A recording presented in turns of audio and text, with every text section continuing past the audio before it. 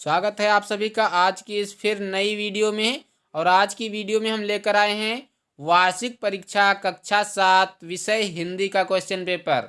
यह question paper आपकी परीक्षा की दृष्टि से बहुत ही महत्वपूर्ण है। सो ऑल स्टूडेंट्स इस क्वेश्चन पेपर को ध्यानपूर्वक देखेंगे, क्योंकि ऐसे ही क्वेश्चंस आपकी जो वार्षिक परीक्षा होने वाली है उसमें आने वाले हैं। तो आपको ध्यानपूर्वक एक एक क्वेश्चंस को देखना है। हो सकता है यह क्वेश्चन पेपर आपकी परीक्षा में आपको देखने को मिल जाए। तो चलिए हम वीडियो की तरफ बढ़ते हैं और इसमें बताते हैं कि किस प्रकार से आपको क्वेश्चंस करने हैं, कौन सा क्वेश्चन करना है, कौन सा आपको छोड़ देना है। तो चलिए हम वीडियो को स्टार्ट करते हैं। सबसे पहले आपको पेपर मिलेगा, उस पर आपको अनुक्रमांक अपना डाल देना, यानी कि अपना रोल नंबर डाल देना है। इसके बाद अपना नाम डाल देना है। और इस पेपर को करने के लिए 2 घंटे 30 मिनट का समय दिया जाएगा। इसके अंदर ही आपको पेपर को करके जमा कर देना है। पूर्णांक इसका 100 का रहेगा, जैसा कि आपका रहता है। और नोट दिया गया है कि सभी प्रश्न करने अनिवार्य हैं, आपको सारे प्रश्नों को करना है। पहला प्रश्न है कि निम्न गद्यांश की संदर्भ सहित व्याख्या कीजिए। 8 नंबर का प्रश्न है। क्या करना है आपको? इसका संदर्भ, प्रसंग और व्याख्या आपको लिख देना है। इसको आपको अच्छे से पढ़ लेना है। इसके बाद आपको इसका पता होना चाहिए कि ये कौन से पाठ से आया है और इसके लेखक कौन है, वो आपको संदर्भ में लिखना है। इसके बाद आता है अथवा। अथवा का मतलब होता है या तो आप पहला करें या दूसरा करें। इसके लिए आपको 2 ऑप्शन मिल जाते हैं। तो आपको अगर ये वाला आपको समझ में नहीं आ रहा है कि ये कौन से पाठ का है, तो आप ये दूसरा अथवा वाला कर सकते हैं। इसको आपको समझ में आना चाहिए। 2 में से सिर्फ आपको एक करना होता है। आप 2 में से कोई भी एक कर सकते हैं। और जो दूसरा आपका प्रश्न है वो है निम्नलिखित पद्यांश का संदर्भ सहित अर्थ लिखो। ये 8 नंबर का प्रश्न है। और इसमें क्या करना होता है, वो तो था गद्यांश से संबंधित, और ये है आपका पद्यांश से संबंधित। पद्यांश का मतलब होता है पद्य पर आधारित। जो आपका पद्यांश होता है उसका मतलब ये होता है कि लय युक्त जो रचनाएं होती हैं उनको हम पद्यांश बोलते हैं। और ये कविताओं को हम पद्यांश के अंतर्गत रखते हैं। इसलिए ये जो आपकी कविता है, अब जागो जीवन के प्रभात, वसुधा पर ओस बने बिखरे, हिमकन आंसू जो क्षोभ भरे, उषा बटोरती अरुण गात, अब जागो जीवन के प्रभात। इसका आपको संदर्भ, प्रसंग और व्याख्या लिख देना है।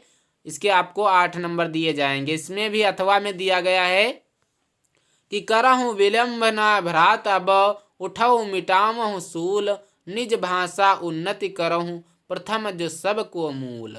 इसका आपको संदर्भ, प्रसंग और व्याख्या लिख देना है। इसके बाद 3 नंबर आपका जो प्रश्न है वो है निम्न में से किन्हीं 3 प्रश्नों के उत्तर दीजिए। ये 9 नंबर का प्रश्न है आपका। ये यहाँ पर आप देख पाएंगे कि 5 प्रश्न दिए गए हैं। 5 में से सिर्फ आपको 3 प्रश्नों के उत्तर देने हैं, 2 आपको छोड़ देने हैं। तो 2 आप कोई भी छोड़ सकते हो। इसके लिए बाध्य नहीं किया गया है कि आप कौन सा छोड़ें। आपको जो नहीं आता है वो वाला आप छोड़ सकते हैं।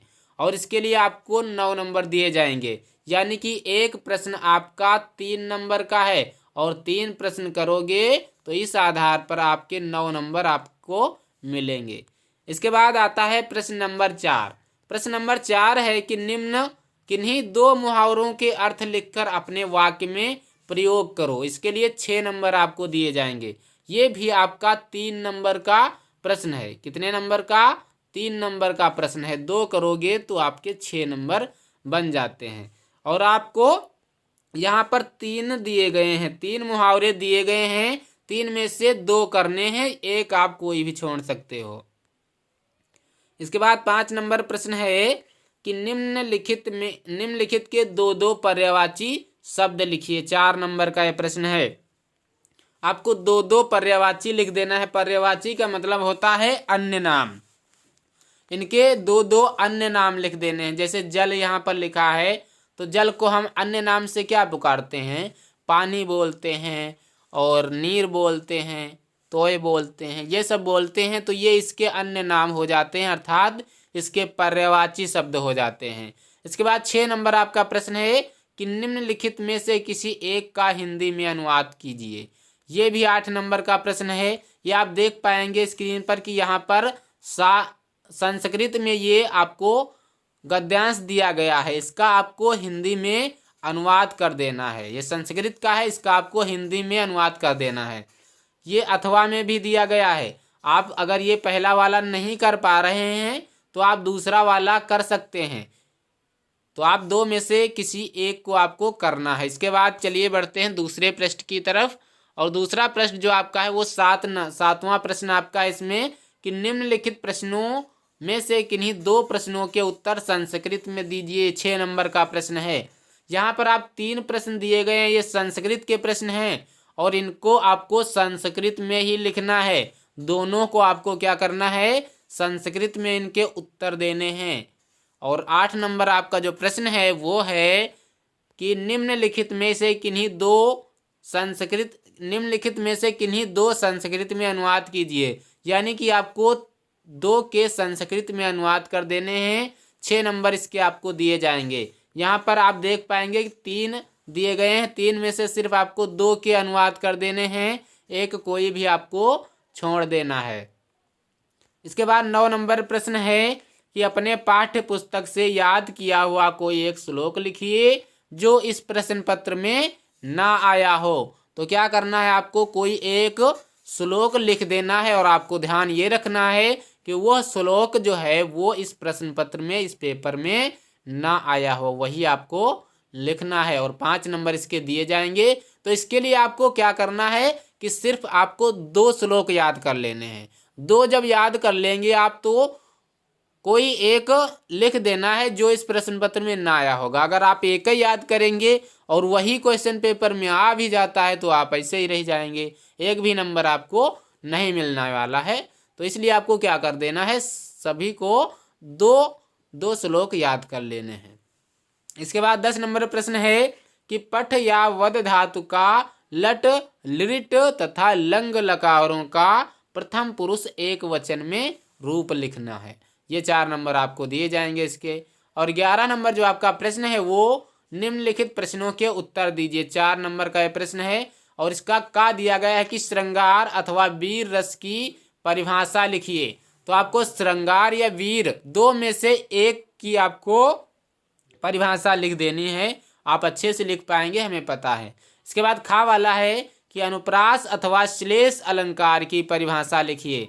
आप 2 में से एक को ही करना है, या तो आप अनुप्रास का लिखें या फिर श्लेष अलंकार की परिभाषा लिखें। इसके लिए आपको 4 नंबर दिए जाएंगे। इसके बाद 12 नंबर प्रश्न है कि महान व्यक्तित्व पाठ्य पुस्तक के आधार पर महर्षि वाल्मीकि नामक पाठ का सारांश लिखिए।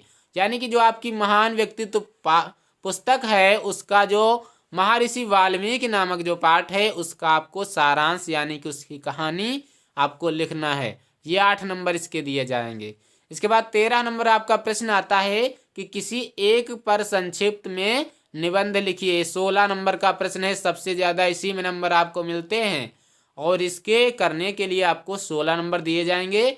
और 4 सब्जेक्ट दिए गए हैं, आपको 4 विषय दिए गए हैं, 4 में से एक पर आपको करना है। चाहे आप विज्ञान के चमत्कार पर करें, मेले के वर्ण पर करें, रक्षाबंधन पर करें या होली पर करें, आपको 4 में से किसी एक पर एक निबंध लिख देना है।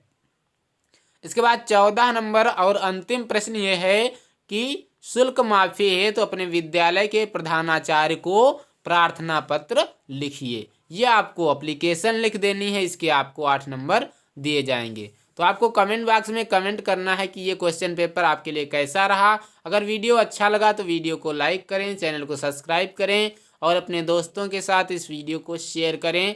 और अगर आपको किसी अन्य सब्जेक्ट का क्वेश्चन पेपर चाहिए तो आप हमें कमेंट बॉक्स में कमेंट अवश्य करें, हम आपको उस सब्जेक्ट का क्वेश्चन पेपर अवश्य प्रोवाइड कराएंगे। तो मिलते हैं अगले वीडियो में, तब तक के लिए जय हिंद, नमस्कार।